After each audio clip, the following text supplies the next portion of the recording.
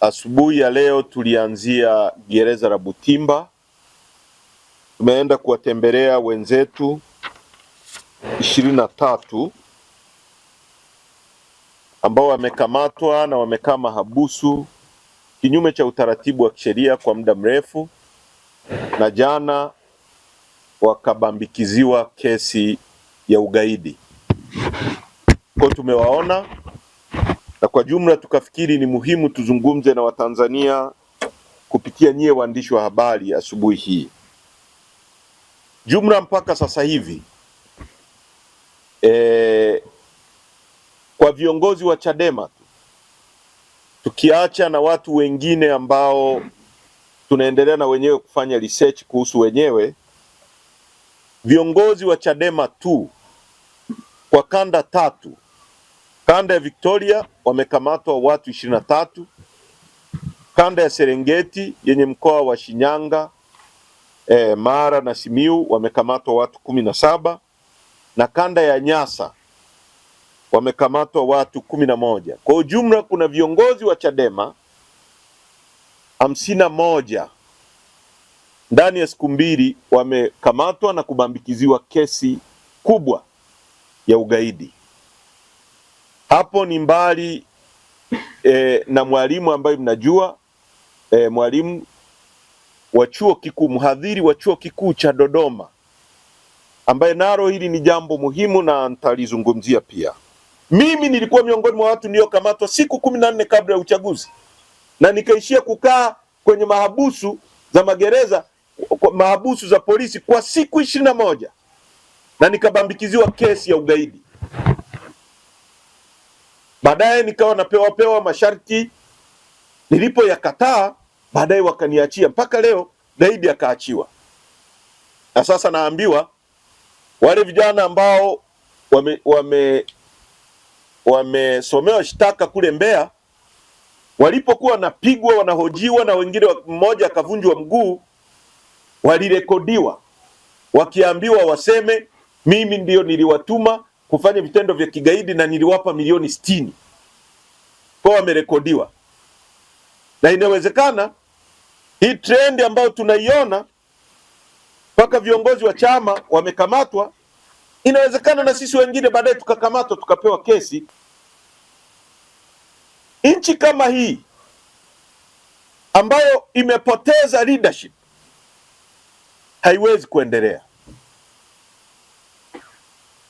Implication za mambo haya ni, kwa kizungu wanasema ni far reaching, ni kubwa kuliko mnavyoweza kuelewa.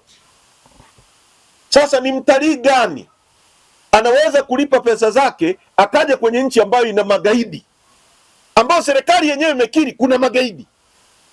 Ni mtalii gani ambaye anapenda maisha yake anakwenda kwenye nchi ambayo kuna magaidi zaidi ya 50 kwa uthibitisho wa serikali? Hapa hatujazungumzia bodaboda ambao wamekamatwa. Huyo mtalii atalala kwenye hoteli gani akiwa na amani kama hiyo hoteli haitalipuka usiku wake?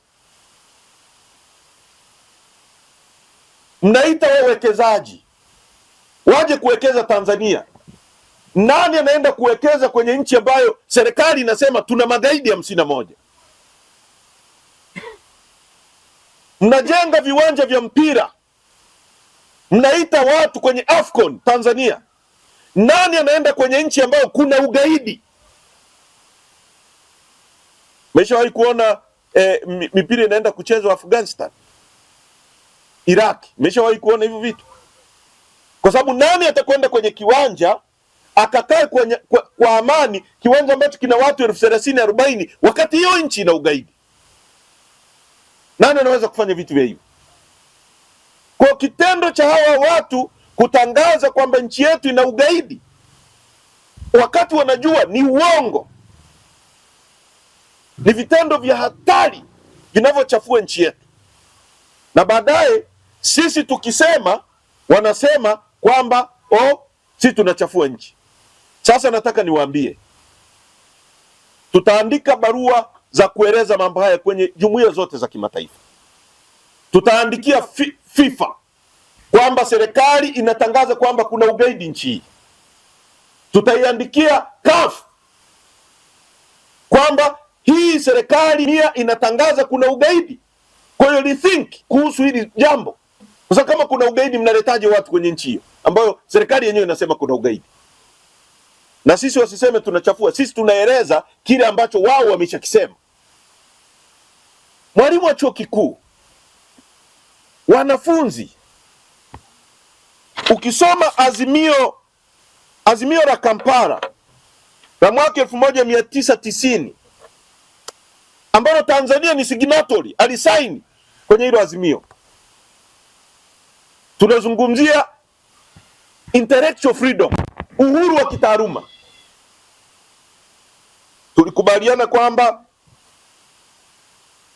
wanataaluma wote wana uhuru wa kufanya utafiti, wana uhuru wa kuchapisha machapisho yao yanayohusu utafiti waliofanya, wana uhuru wa kuunda vyama vya kitaaluma, trade unions za kutetea maslahi yao na kudai uhuru zaidi wa kufanya kazi zao.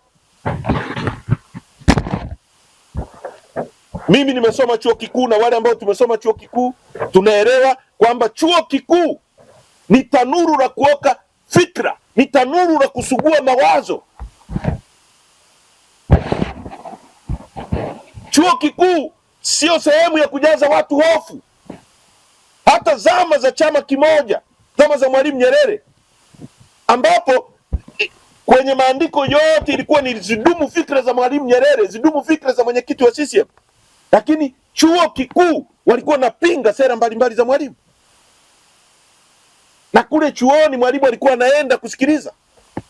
Chuo kikuu cha Dar es Salaam, ambapo UDASA imekuwa ni sehemu ya kutesti tunahitaji hypothesis, tafiti mbalimbali, kwamba kwa nini sheria zetu haziwe applied vizuri. Pale ndio watu wanafanya ushindani, watu wanachapisha, wanaandika maandiko. Dunia nzima ndivyo ilivyo. Hata Adolf Hitler, dikteta, hakuwahi kuingilia vyuo vikuu, kwa sababu kwenye vyuo vikuu ndio mtu atajiuliza, kwa nini hii gari ilitengenezwa inaenda mbele tu? Kwa nini isitengenezwe inaenda upande upande? Kwa nini hii gari inakunywa mafuta hivi? Kwa nini tusitengeneze valve ambazo zitapunguza mafuta? Ni kwenye chuo kikuu. Wanataka kucontrol mpaka mawazo ya watu wa vyuo vikuu. Watu wengine wakiwa na fikra tofauti ni magaidi. Mwalimu wa chuo kikuu anapokamatwa chuo kikuu, na ni mambo ya ajabu kwamba watu kama Kabudi, ambaye tunakumbuka Kabudi huyu akiwa chuo kikuu cha Dar es Salaam, akiwa UDASA. Kabudi amejulikana kwa nini? Si kwa kupiga kelele alizokuwa anapiga UDASA pale. Kitila Mkumbo, si ndio walikuwa wanaendesha mijadala mikubwa kuhusu katiba? Huyu Kabudi yuko on record. Wakina Said Chachage, wakina Profesa Hall Bothman. Leo mwalimu wa chuo kikuu anapokamatwa kwa freedom ya thinking, na ninashangaa mpaka sasa wanafunzi wanaingia darasani, walimu wanaendelea kufundisha, mwenzao amekamatwa. Unajiuliza ni nchi gani hii? Hao ni wahadhiri kweli? Na wanafikiri hili linamhusu Mwalimu Kaijage, mhadhiri Kaijage wa UDOM. Nataka niwakumbushe walimu wote wa vyuo vikuu na wanafunzi, wakati wa Adolf Hitler, kasomeni Martin Nemora aliyekuwa askofu na mchungaji kwenye serikali ile, anasema Adolf Hitler alipoanza kuua wafanyabiashara na kushughulikia wafanyabiashara, alisema mimi sio mfanyabiashara, mimi ni mchungaji, hayanihusu. Baadaye akaanza kushughulikia trade unionist, watu wa vyama vya wafanyakazi, akasema I'm not a trade unionist, hayanihusu. Akaja akaanza kushughulikia Jewish, ambao aliua zaidi ya Wajewish wa Israeli zaidi ya milioni 6, akasema mimi sio Muisraeli, hayanihusu. Akashughulika na walimu, akasema mimi sio mwalimu, hayanihusu. Baadaye akaja kushughulika na viongozi wa dini. Martin Nemora akasema nilipogeuka nyuma nikajikuta nimebaki mwenyewe, kumbe ningetetea yule wa kwanza asingenifikia mimi. Walimu wa vyuo vikuu na wanafunzi ambao mko madarasani, walimu mnaenda kufundisha, mnafundisha nini? Mwenzenu amepewa kesi ya ugaidi ya uongo, utasema ni Kaijage wa UDOM, kesho utakuwa wewe wa Sauti, Kesho kutwa atakuwa yule Juma wa chuo kikuu cha Dar es Salaam, siku nyingine atakuwa mwalimu fulani, kwa sababu tuliposema, alipobambikiwa kesi Lissu walisema ni Lissu. Leo wamefikiwa walimu wa vyuo vikuu, kesho itakuwa waandishi wa habari, kesho kutwa itakuwa wachezaji, siku nyingine itakuwa wasanii. Lazima tupige kelele, lazima tupige kelele. Ninawaomba Watanzania tuungane kwa pamoja, tukatae mambo haya. Hakuna aliye salama. Chama chetu na sisi viongozi wa Chadema tutafanya yale tunayoweza. Wanachama wenzangu, kwanza msiogope. This is a kick of a dying horse. Farasi ambaye yuko dakika za mwisho. CCM imefika mwisho, ndiye anarusha mateke ya aina hii. Na sisi we want to be blackmailed. Hatutakubali kuwa blackmail. Hakuna atakaye tushinikiza kufanya kitu ambacho kiko nje ya utaratibu wa sheria na nje ya haki. Hatutakubali. Hatutapigia mtu yoyote magoti kwa uongo. Kwa wanachadema wawe imara. Mawakili wetu watashughulikia mambo haya, lakini ni vizuri tukaweka rekodi. Natumia nafasi hii kuagiza mawakili wetu, mwanasheria mkuu wa chama na mawakili wengine wote, aandae timu maalum za kuendelea kupambana kuhakikisha viongozi wetu hao wanaachiliwa immediately, wanarudi kwenye shughuli zao. Wanachama wetu nchi nzima, hakikisheni mnaonana na familia hizo za watu ambao ndugu zao wamekamatwa. Tuwasaidie familia zao zisilale njaa kwa sababu watu wao hawapo. Kama tutakula makande, tutakula makande wote. An injury to one of us is an injury to all of us. Maumivu ya mmoja wetu ni maumivu ya wanachadema wote. Kesi ya hawa viongozi sio kesi ya wale viongozi tu, ni kesi zetu sote wanachadema tulioko nje. Tunahitaji kuwa na mshikamano zaidi kipindi hiki. Testing time. Lakini nyakati nzuri ambazo wazungu wanasema when the going get tough, the tough get going. Mwendo unapokuwa mgumu, wale wagumu ndio wanasonga mbele. Na ni kipindi hiki ambacho wanachadema tutapimwa na tutaona ni kwa kiasi gani tunaamini yale tunayoyapigania. Tunaamini kiasi gani katika kubadilisha nchi hii. Tunaamini kiasi gani katika kuleta mabadiliko ambao watu wengine hawataumizwa kama tunavyoumizwa, na ili watu wengine watakao kuja kuishi baada yetu waseme wazee wetu waliishi wakatuondolea adha, wakaumia ili sisi tuishi vizuri. Wakumbuke makaburi yetu, wakumbuke majina yetu, kwamba hawa walitoa damu zao na miili yao ili leo sisi tuendeshe gari bila hofu. Nchi imejaa hofu. Hakuna anayejua nani atatekwa, hakuna anayejua nani atawekewa kesi, hakuna anayejua nani atapigwa risasi. Nchi imejaa hofu. Tunapaswa kuondoa hofu hii. Nchi inaenda shimoni, na sisi tupo tunashangilia ujinga. Watu wamebambikiwa kesi za uongo. Kwa tusaidiane. Ninawasihi wazee wa nchi wajitokeze. Huu ni wakati wa kusimama na kuhesabiwa. Wana taaluma, vyama vya wafanyakazi, kama imefikia stage ya kutaka kumonopolize mawazo ya watu, thinking, utakuwa umekaa nyumbani, watakuuliza unafikiria nini, na watakuua kwa kile unachofikiria kichwani kwako, kama mawazo yao yatatofautiana na ya kwako. Uhuru wa kutafiti, uhuru wa kujieleza, uhuru wa kielimu. Chuo kikuu, hii ni jambo kubwa. Hili ni jambo kubwa kuliko yote. Chuo kikuu ni sehemu ya kusugua fikra, ni tanuru la kuoka mawazo, ujuzi, uelewa. Chuo kikuu sio sehemu, sio tanuru la kujaza watu hofu. Chuo kikuu sio kiota cha vitisho. Mimi kabla sijawa makamu mwenyekiti sijawahi kuwa target. Nimefika hapa nimekuwa target. Jana mmeona hata picha zinasambazwa kwamba mke wangu amekamatwa huko Ghana. Mambo mbalimbali yanazungumzwa kwa sababu I'm a target now. Ni jinsi gani wanaweza kuchafua credibility yangu?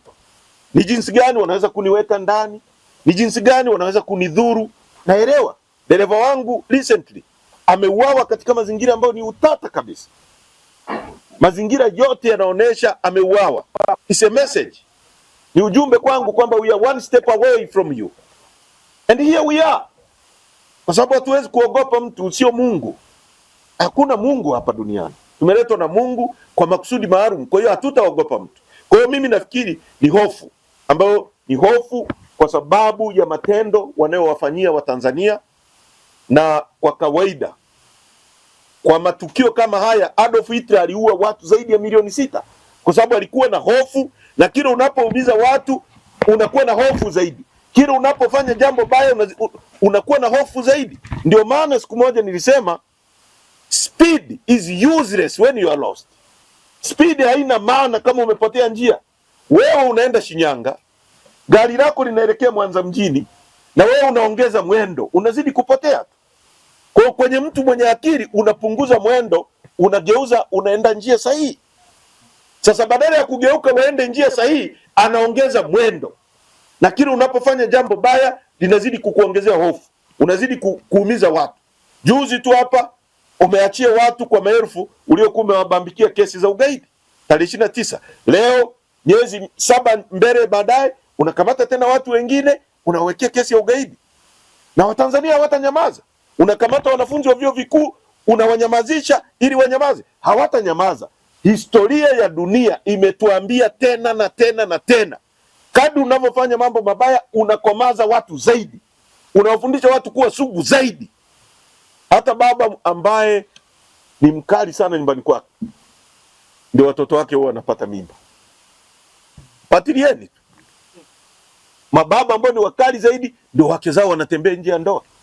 Lakini ukikuta mtu ambaye ni mpole tu, anaongoza vizuri, anatoa tafsiri nzuri, anaelekeza, familia yake inakuwa imenyoka. Angalia familia ambazo zina wavuta bangi, zina watu ambao wameshindikana, ni ambazo nakwambia baba yake huyo alikuwa mkali huyo. Ukali hausaidii chochote. Wanasheria wako busy, ni it's true. Na wao wanataka wa stretch ili tuwe na shughuli nyingi, tutoke kwenye pointi zetu, tutoke kwenye katiba mpya. Sasa tuande kuhangaika na nini? Na ugaidi.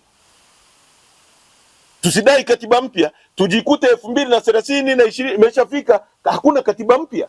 Warudie kuiba uchaguzi, waweke vibaraka wengine watakaolinda uchafu wao. Kwa sababu wanajua kwenye mazingira ambayo kuna katiba hakuna mtu atachagua CCM. Hata nyie mnajua hakuna anayeweza kuwapa kura, kuna mtu anaweza kuwachagua. Namna pekee ya kubaki madarakani ni kustretch chama ambacho kinafanya hizi kazi, kwa sababu vyama vingine vyote ni vikaragosi wao, viko mfukoni. Hakuna vyama vya siasa kwenye nchi ukitoa Chadema. Kwa hiyo ni nini? Ishambulie Chadema, ishambulie Chadema, shambulie viongozi wa Chadema, tisha watu, harasi watu, warudi nyuma. Katika mazingira hayo tunaomba, ndio maana tumesema tutaandikia Amnesty International, tutaandikia Human Rights wa UN Commission, tutaandikia kila mtu. Na sio kwamba tunaandika lini ili na kujibu na yule ambaye tumesha draft barua zitakuwa mtaani kuanzia jana. Tuna chama ambacho ni very active, tuna system ambayo inafanya kazi vizuri sana kwenye chama chetu. Kwa barua nyingi zimeisha kuwa drafted, kuanzia Jumatatu zitakuwa kwenye ofisi zinazohusika. Kwa tunaomba TLS kupitia section 4, wanajua kazi ya TLS ni kulinda watu wanaoonewa hivi. Legal and Human Rights Center watusaidie.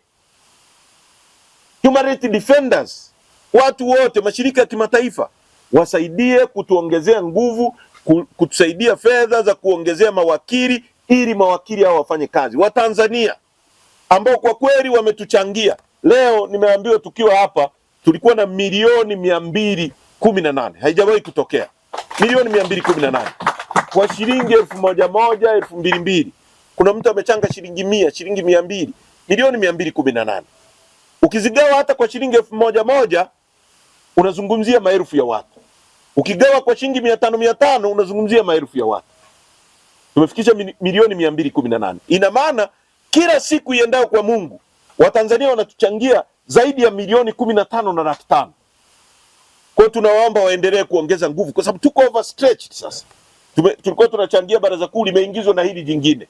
Mawakili watahitaji kusafiri ili kuja kushughulikia. Kwa hiyo Masianene, tutashirikiana na watu wengine wote kuhakikisha tunawapigania ama bwana, kwa sababu ukiwaacha bila kuwapigania unawakatisha tamaa, na wao watasema unaona sasa wamewaacheni, wataiambia familia zao unaona hawa watu watakata tamaa, na sisi hatutakubali watu wetu wakate tamaa. Kuhusu kuandika barua, tunaandika barua hizi na tunafanya hivyo ili dunia ijue, sio kafu tuna FIFA. Tutaandikia mashirika yote ya kimataifa kwamba kuna wanachama wetu 51 kwa mujibu wa serikali ya Samia wameshtakiwa kwa kesi za ugaidi. UN tusaidie kufanya validity na nini na watu wajue, kwa sababu hili jambo likibaki humu kimya kimya linatuumiza sisi, na mtu anayesema sisi tunachafua nchi kimataifa ni mjinga kabisa. Wanaochafua nchi kimataifa ni hao wanaofanya haya matukio. Tunaelewana vizuri? Wewe dada, ukiwa na mume wako ndani akachukua panga anataka kukukata humo ndani, eti useme nikitoka nje hapo kulia jirani wanisaidie, ni aibu. Utakuwa mwenda wazimu, atakuua. Tunaelewana vizuri? Kwa hiyo ukikimbia nje kwa majirani hapo kupiga kelele, umetumia akili. Na ndicho tunachofanya si Chadema. Majirani tusaidie, wanatuua humo. Ndio maana tutasema UN, tutasema Uingereza, tutasema kila Commonwealth, tutawaambia everybody, tutamwambia Umoja wa Ulaya, ni Marekani, everybody atajua kinachoendelea huko. You won't kill us inside here silently. We won't die silently. Tutakufa na kelele. Uhitaji hata mimi I know. Nilisema tukiwa Tabora kwamba nafuatiliwa. Na tulipiga picha za magari ya serikali yananifuatilia. Tangu tukiwa Njombe, nilisema kwenye mkutano wa hadhara, iko kwenye public domain. Ukiona watu wanatengeneza video ya uongo kwamba mke wa Heche amekamatwa, mke wangu mimi hata Ghana hatajui yuko hapo nyumbani na watoto wangu, sio? Maana yake ni nini? Ni kwamba niko targeted. Lakini nataka niwaambie Watanzania watakubali. Watanzania wanatulinda na Mungu anatulinda. Kwa hiyo dalili ziko zote sasa. Mimi nilikamatwa, nikakaa siku 21. Kwanza kwa mujibu wa sheria, mtusaidie kuambia Watanzania. Mtu akikamatwa akapelekwa mahabusu, anatakiwa kukaa mahabusu ya polisi masaa 24 peke yake, au ameshafikishwa mahakamani. Kama muda wa masaa 24 ukivuka, polisi in charge kama ni mkuu wa kituo anapaswa kwenda mahakamani akaomba kibali cha mahakama kwamba tunaendelea kukaa na huyu mtu kwa siku nyingine 2, tunamhoji hatujamaliza. Mimi nimekaa siku 21. Nimekaa Mtumba siku 14, nikahamishiwa Mburahati siku 7.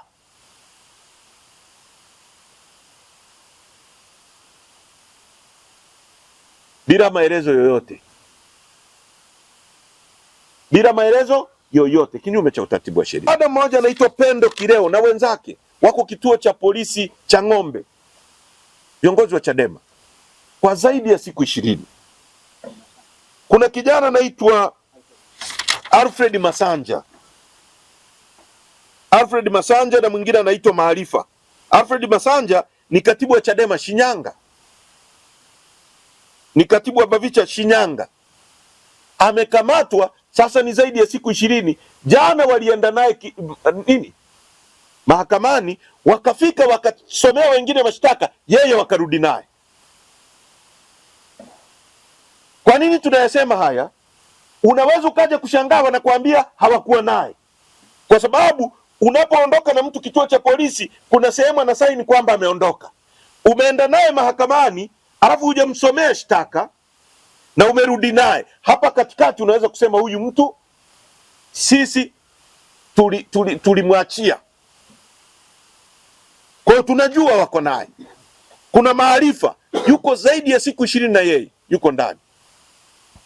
Kwa hiyo tunaelewa sio mimi tu, viongozi wote karibia wa Chadema ni target. Mwenyekiti wa mkoa huyu amekaa ndani, hawa wakina Zakaria ni watu ambao kila mtu ambaye unamuona hapa kwa sababu tu ya kuwa Chadema ni target. Sio mimi tu, kuanzia mwenyekiti wetu mpaka kila mwanachama. This is a political motivated case. Nia yao ni kuchelewesha kesi, kwa sababu hamna kesi. Kesi ya Lissu sio kesi, inapaswa imeisha. Mpaka sasa kesi imesikilizwa. Kwa mfano, walikata rufaa, imeenda mahakama ya rufani. Mahakama ya rufani iko kimya. Wote tunajua mahakama ya rufani inavyofanya kazi. Lissu anazuiliwa kuonana na mawakili. Mmesikia juzi tulikuwa na kesi pale, watu wengine wanaruhusiwa, yeye anapewa treatment tofauti. Kwa hiyo yuko pale kwamba tukukomoe mpaka upige magoti. Ndio maana kuna vibaraka wanasema twende kwenye kitu kinaitwa maridhiano ili Lissu aachiwe. Kwa hiyo Lissu amekamatwa kama blackmail. Yaani anatumika kutulazimisha sisi tufanye mambo ambayo sio sahihi. Kwamba wanakukamata alafu wanakuambia njoo tupigie magoti ili tukuachie. Na sisi tumekataa. Watamwachia kama walivyomkamata. Hawatamwachia. Hakuna sehemu watampeleka, na chochote kikimtokea kibaya tulishasema haitakubalika. Kama alivyoingia mzima, wanachadema na Watanzania wanataka atoke akiwa mzima hivyo hivyo.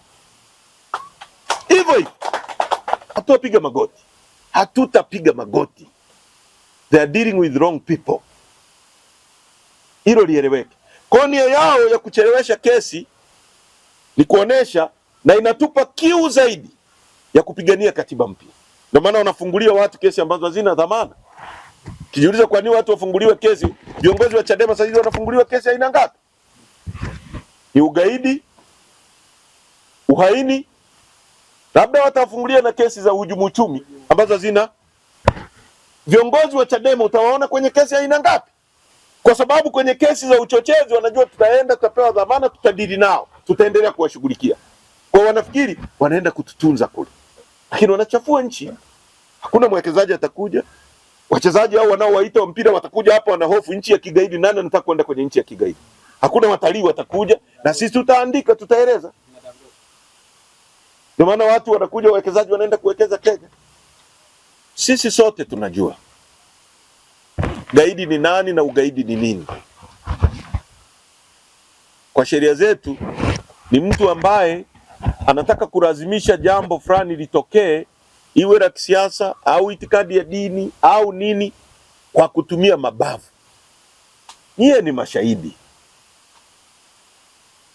Mwenyekiti wa mtaa wa Ibungiro, mwenyekiti pekee wa Chadema ambaye alishinda Mwanza nzima hii, analazimisha nini kisiasa apate huyo mtu? Abel Mwesa amekuwa kiongozi wa Chadema hii tangu mimi nasoma chuo kikuu Sauti mwaka 2006.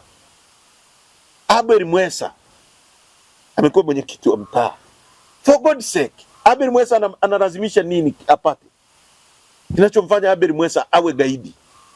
Abel Mwesa, a very humble man from a very humble family, ni mtu anahangaika na maisha yake, anatamani abadilishe nchi hii, kwamba sisi tuna dhahabu, kuna dhahabu nyingine imefumuka hapo, wazungu wamepewa huo mgodi wa Sengerema, unaenda kuwa mgodi mkubwa kuliko yote Afrika. Anafikiri tukiwa na utawala mwingine, labda hii dhahabu itanufaisha watoto wake, wapate hata barabara ya rami hapa, au wapate maji, au wapate shule nzuri, au yeye akiugua atibiwe. Ndio Abel Mwesa anachotaka, na sheria zetu zinaruhusu hivyo tangu mwaka 1992. Anakuaje gaidi Abel Mwesa? Ugaidi wake ni kuwa Chadema. Jackson Mnyawami, katibu wetu wa kanda, amekuwa kiongozi Iringa, wapi, track record yake inajulikana. Anakuaje gaidi kwenye nchi? Ni uonevu. Na uonevu haujai kushinda. Huwezi kuwa dikteta wakati hata watu wako hawana maji. China wanafanya udikteta kwa sababu shule zipo, barabara ipo, mtu hana shida na elimu, hana shida na kazi. Unakuwaje dikteta wakati watu hawana hata maji hapa? Nani atakukubali umdiktate? unatwanga maji kwenye kinu. Unakuwa dikteta wakati hela zinaibiwa kila sehemu, watu wanaona. Watu watakubali. Utamkamata Heche, ataibuka Heche mwingine. Utamweka Lissu ndani. Si walisema wanamweka Lissu ndani chama kitakufa? Kimekufa. Ndio kinakuwa cha moto zaidi. Wakimweka Heche atakuja Chagurani, atakuja Abadi, atakuja nani, yani huu moto umeshawaka. Hakuna namna ya kuuzima. Asanteni sana, na la mwisho, Watanzania endeleeni kuchangia Chadema kwa kasi zaidi. Baraza kuu letu la chama liko pale pale. Haya mambo yanayofanyika ni distraction ya kututoa kwenye reli. Let us focus. Katiba mpya, free Tundu Lissu. Baraza kuu la chama linakwenda kuamua mambo makubwa ya kihistoria kwenye nchi. Na baada ya baraza kuu tutakuwa na msingi mpya kabisa tutakaotembea. Tutakuwa na msingi mpya kabisa tutakaotembea baada ya baraza kuu. Asanteni sana na Mungu awabariki.